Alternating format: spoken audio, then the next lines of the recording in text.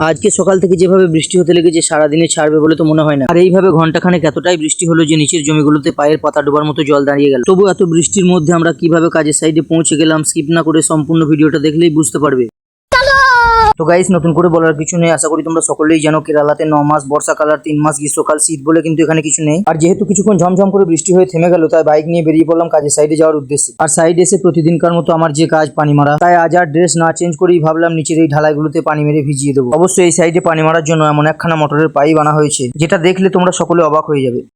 আচ্ছা, কারণ এই পাইপের মুখে এই সকেটটার মধ্যে এমন একটা সিস্টেম রয়েছে, সেটা দেখলে তো যে কেউ অবাক হবেই হবে। তার কারণ হলো এই পাইপের মুখে যে লাগানো সকেটটা তোমরা দেখতে পাচ্ছ, এই সকেটটা 2 হাত দ্বারা চেপে চারিদিকে ঘোরাতে পারলে বিভিন্ন রকম জলের ফোয়ারা দেখতে পাবে। এরপর আমার পানি মারা হয়ে গেলে তড়িঘড়ি অন্য রুমে এসে ড্রেসটা চেঞ্জ করে নিলাম, কারণ এই সাইডে আমার কিছু কিছু কাজ বাকি আছে যেগুলো আজ আমি করব। আর আশা করি সেটা পরবর্তী ভিডিওতে তোমরা সবাই দেখতে পাবে। আর তোমাদের মধ্যে কার কার আমার ভিডিও ভালো লাগে সেটা কমেন্টে একটু জানাবে। যদি ভিডিও ভালো লাগে পেজে একটা ফলো করে পাশে থাকবে, আর ইউটিউব থেকে দেখে থাকলে অবশ্যই চ্যানেলে একটা সাবস্ক্রাইব করবে। তো চলো আজকের মতো এখানেই টাটা, দেখা হচ্ছে আবার পরবর্তী ভিডিওতে।